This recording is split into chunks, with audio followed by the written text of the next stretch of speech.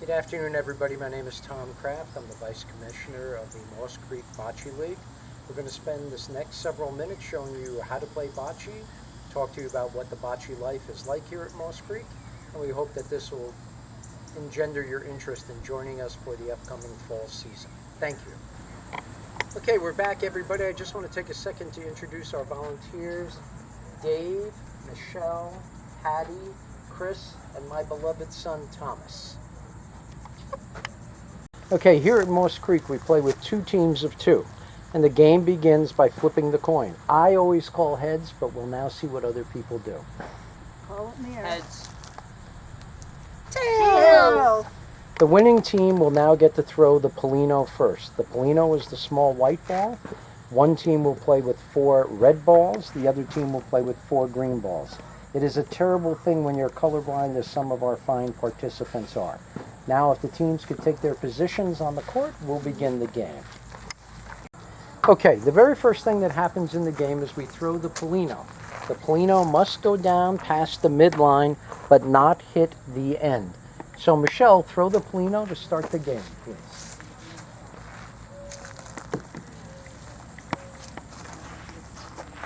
And there it goes. What excitement in the crowd. I can feel it already. Okay, the team that throws the Polino first then gets to throw their ball first. The object of the game, as close to the Polino as possible. When throwing the ball, you cannot go past the foul lines annotated on the court.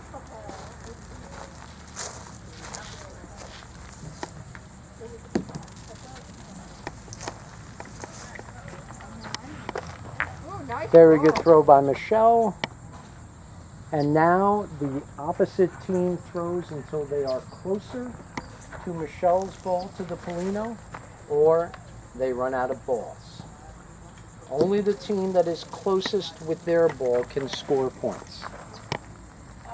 Very fine throw by my beloved son. He is closer, so now Michelle will go again. You are allowed to hit the balls of your opponent out of the way. If you throw a ball too far and on its own it hits the end wall, it is considered out of play. But a ball hit by another ball that hits the end wall is still in play. That is a Moss Creek rule.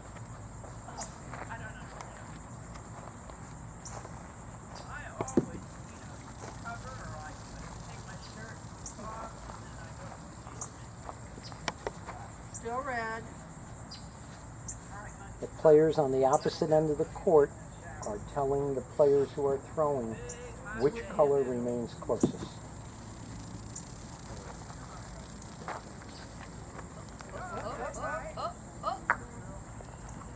Still red. Oh, still red?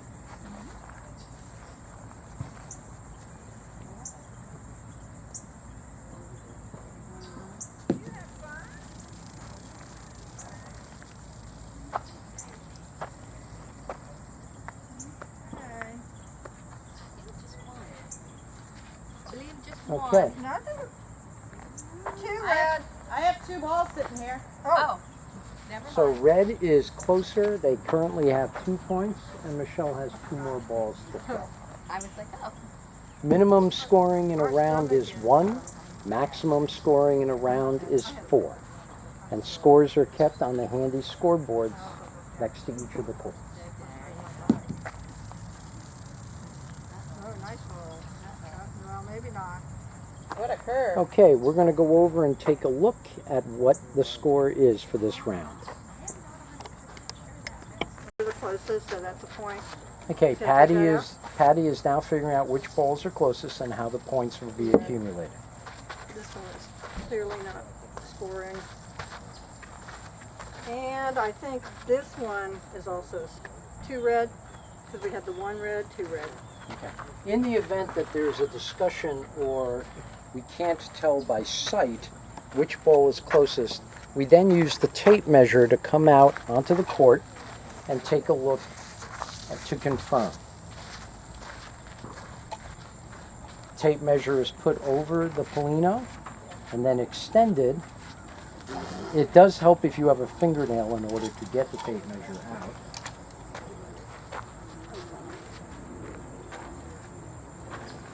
So now we're going to take a look at what using the tape measure does. Okay, lock it. And then we'll take it to the nearest green one. Clearly that red is a score. Okay, and we have confirmation that it's 2 red. And now Michelle will go to the scorecard and put up 2 red. Once we get Michelle's attention, as we desperately Michelle? try to get Yes, Michelle's ma'am. attention, Yes, to put up 2 red, please. And now the team at this end will play it in reverse, back down. The team that has scored will throw the Polino first.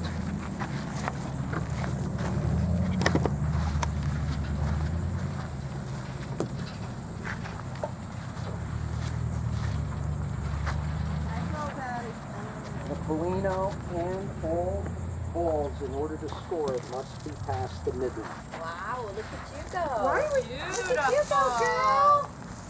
Ooh, kiss. Nice roll, Patty. As we can tell, some teams have been practicing during the summer.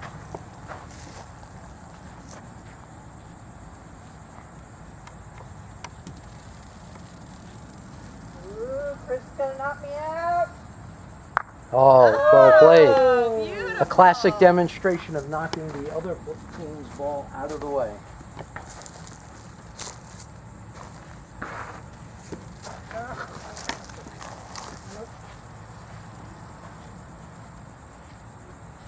If you do come down to watch a game, cheering is encouraged, unless you're cheering for the team playing me and my son. At that time, we ask you to keep it down to a little lower. Come down, have a beverage. This is fun. These are your neighbors, not your enemies yet. So enjoy the game, participate, watch, be Well, part of the my experience first here at roll Moss was Creek. my, You're on the right line, Patty. Chris is gonna. I got 1. No shot put, Chris. Shot put. No.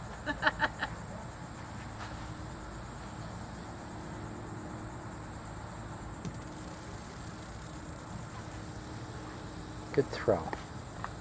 Man, Chris is on today.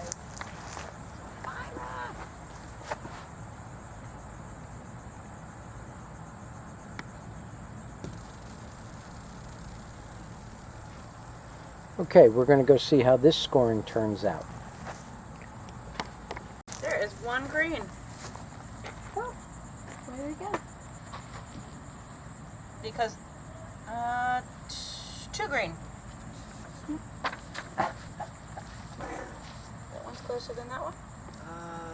Those 2 are closer than that one. Well, that one's the closest. That one you could possibly measure, but you could probably measure. So we're going to measure. That one's definitely closer, but we could measure just to Yeah. show how we do it. Yeah. Okay, remember when the measuring device comes out, if after the measuring device both balls appear to be equidistant according to the tape measure, you have only several options. 1, you can agree that there's no scoring. 2, you can revert back to rock, paper, scissors. Or 3, you can engage in a fight until the death. We prefer option 1. Lock it. Green. Two green. 2 green. All right, Chris. Little dead eye Good over job. there. Okay, that's the end of this particular demonstration, but what we're going to talk about now is just the finality. First team to 15 wins. You have to win by 2, just like you were a kid playing games when you grew up. Everybody's got to win by 2. And games, yes, can go into quote-unquote overtime until somebody wins by 2. Okay, we're going to talk a little bit about the strategy of bocce and throwing. So after the Polino is thrown down on the court, there are a couple of different ways that people approach this. We're going to demonstrate them through Tom and David. So, Tommy, give an example of what we call the high throw.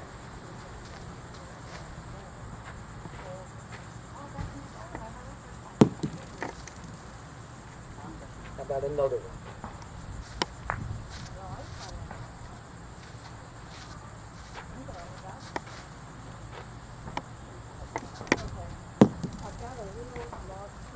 people will claim there's advantages and disadvantages of each. It's up to your own choice. Dave's going to show us the low throw.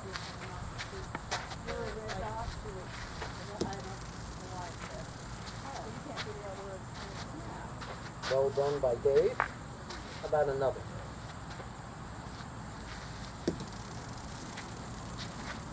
Okay, so you have two types of throwing. You can have something in between, but you can start with a high or start with a low.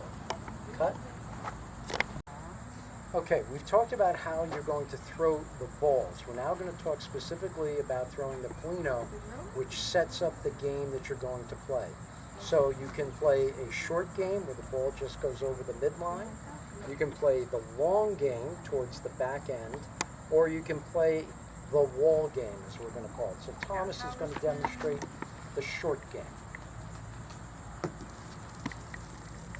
And you can see here that the Polino has gone just past the midline.